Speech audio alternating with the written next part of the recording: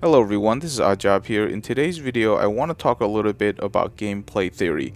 This is something that is completely made up, it's all speculation, but in order to actually talk about future gameplay theories that I would love to see in the game, we kind of have to build it on top of a foundation in order to talk about really cool elements that we might be able to see in Star Citizen. If you've ever played D&D or any type of role-playing game, you know that any type of really cool gameplay has to rely on some core fundamentals, and everything has to go back to those fundamentals in order to make the whole gameplay very cohesive. This is something that's just really fun to do because Star Citizen is such a huge video game in terms of its scope and size. Being able to speculate on the gameplay of this is just kind of fun and enjoyable as we wait for the game to be completed. So let's go ahead and dive into some gameplay theory.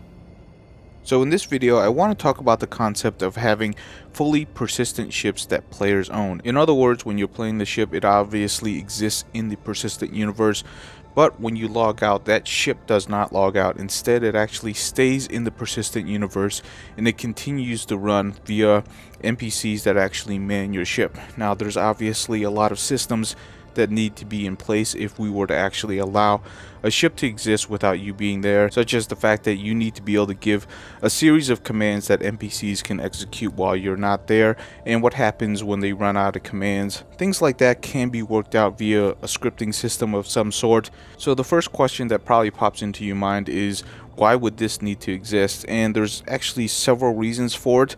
Number one is because the scope of Star Citizen as a simulator kind of dictates that some of these large capital ships, they play such an important role in the verse that having them just disappear causes a imbalance or causes like a vacuum of power, and this is going to be an issue. Is it game breaking? Kind of, maybe. Probably not, but if you really want Star Citizen to be a groundbreaking revolutionary simulator, having these ships disappear from the verse isn't something that you want, and I'm going to explain this through a series of examples just to make things easier and also just to make the video flow a little bit faster. So let's go ahead and just talk about combat first, because that's kind of one of the major things in Star Citizen right now. So the first example I'm going to go over is combat, because that's something we do in the verse right now, and it will continue to be a big thing in the verse because people just like combat, which is a great thing. The thing that I worry about is that as the persistent universe stops having resets, in other words, people will start accumulating wealth and power, is that these large organizations, what they're going to be able to do is they're essentially going to be able to park huge fleets in areas that they want to control. So in other words, one player could have 4 different players, and each one of those players can park an Idris in every corner of the region they control. That way, really wealthy, super large organizations, instead of having to shift a fleet to control an area, what they're going to do is they can just pop out a fleet wherever they actually need help, because they can just log off one player, go into another player that has, capital ships, and then just deal with the problem there. Whereas smaller organizations with less wealth can't really do that. They're going to have to shift the fleet or fly the fleet over there, whereas super large organizations, they're going to take advantage of the game mechanics in which they can park a fleet, log off, and that fleet will essentially be safe because it's logged off. But when they actually need a presence, when they actually need that firepower in that particular part of the region, they can easily just get all of their players to log on to that fleet, bring up that fleet, and immediately they have a presence there. Now, this is a problem in other video games, but with Star Citizen wanting to be a realistic simulator, this is something that they should try to address early on, so that as other people join the game and start making corporations, they won't feel like the game mechanics aren't fair or it's actually actively working against them. This is something that you may not think would happen, but as a person who has played a lot of multiplayer games and massive online games, you will be surprised at these large organizations and what they're willing to do in order to win. Because if you think about it, having an organization that is organized, having a fleet that just parks somewhere and then everybody logging off, that's essentially perfect cloaking, and it's something that people will take advantage of. For me, I think this issue is really going to show itself once large capital ships like the Javelin on up start really coming into the persistent universe, in which these ships are so big and they're so powerful that having them in just one region kind of alters the balance of the gameplay in that region.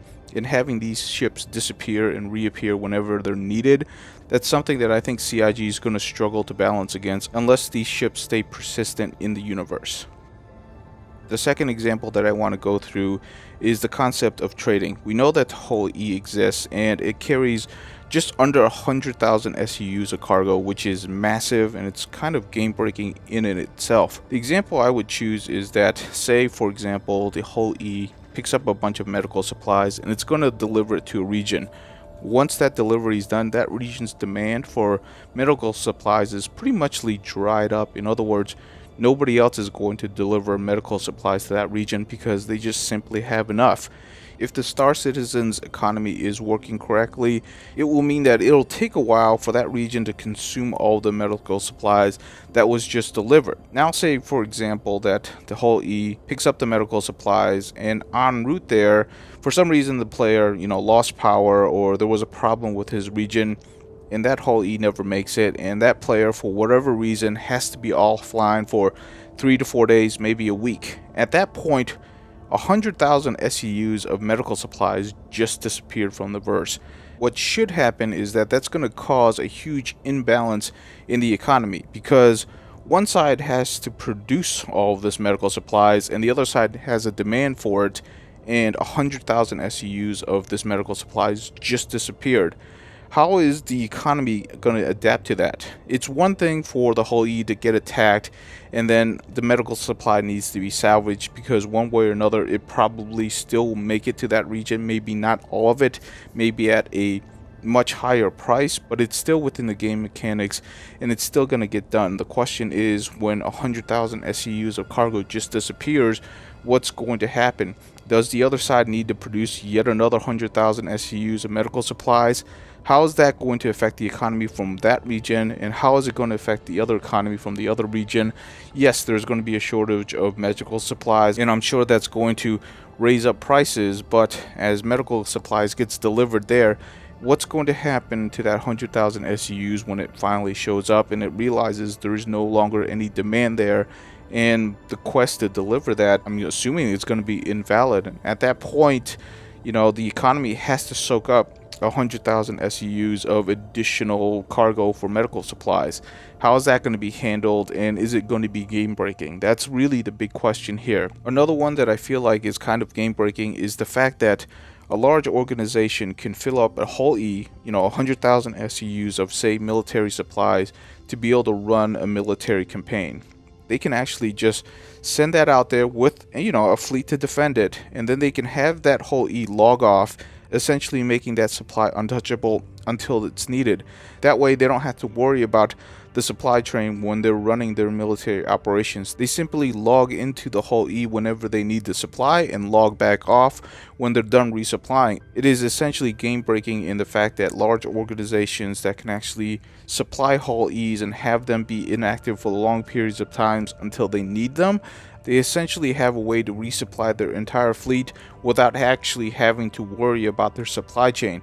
This is something that won't be accessible by, smaller players, smaller organizations, giving them a drastic advantage in any type of conflict. Any organization having access to ships that they can just kind of park in one place and then log off and have those supplies be safe, they're just going to have a huge advantage. The last example that I want to talk about deals with trading, and this is something that I would love to see in terms of gameplay, and it has to deal with how the Banu Merchantman works. Right now we know that the Banu Merchantman, when it lands, it's kind of a mobile bazaar. In other words, it has shops inside the ship itself in which players and NPCs can go in there and they can shop. So what I'm assuming is that players and NPCs alike can buy and sell to your shops. Now this is something that's super interesting, but if the shops are only open when you're logged in, it kind of only gives it a small window in which you can actually buy and sell stuff. This is something that isn't game breaking, but I feel like we're missing a huge opportunity. What I would love to see is a Banu Merchantman being able to land in a truck rest station. I personally think that on every truck stop there should be specific platforms for the Banu Merchantman. That way when other players are going into that truck stop, they know that there's a merchantman there and they know they can actually buy and sell supplies there. So there's a reason why for a player to maybe actually make a stop there just to see what's available in the merchantman, maybe sell off some parts that they've salvaged or pieces of equipment that they no longer need, so they can stop there, go ahead and shop. And because the merchantman is actually fully persistent, the player doesn't necessarily have to be there in order for people to shop. They can go ahead and just park their merchantman at a rest stop, log off, have the shops be open but have other parts of the ship be turned off. That way when he logs back in, he can actually see what sold and also what new merchandise was brought in and what he could potentially sell at another location. But the overall goal here is to make the economy much more interesting to the players, because one player is always selling to another players. We're not dependent on NPC stores, which, you know, those NPC stores are kind of black holes, because once you sell to them, you don't really know where they're going. If you're selling to another player, there's definitely some synergies that can go on. The components or materials that you're selling, they can kind of live on and persist throughout the universe. This is something that can be super interesting, especially if we have a profit sharing mechanism, which is a core concept in another video, but I'll mention it right here and I'll pick it up in that video over there. But that's kind of 3 quick examples that I just wanted to throw out on why having fully persistent ships, especially the ones that are kind of unique, is super important to the Star Citizen universe. Now, having said all of that, is it a requirement to have fully persistent ships? Probably not. A lot of video games don't really need to do this, but I feel like if Star Citizen wants to live up to it's completely revolutionary, it's going to be one of the best space sims ever, this is something that they should tackle. I personally think there are already a couple of concept ships that should be fully persistent. The issue is, are the players going to be on board with that, and how smart the NPCs are, because obviously there's going to be a lot of game mechanics that need to go in order to support something like this. But if something similar to this were to go in, I think it would drive a lot of gameplay, it would drive a lot of quest creations, and it would make the game overall more interesting. So that was my not so quick talk on fully persistent ships. This is version 1 of it. I probably will change a few things as the Star Citizen universe continues to develop, but this is definitely one of my core foundation concepts that I really want to build upon. If you have any questions, comments, or if you want to discuss this, feel free to do that. Again, this is all speculation, but I love this type of stuff, so feel free to agree or disagree. Just keep it civil, and I will talk to you in the next video.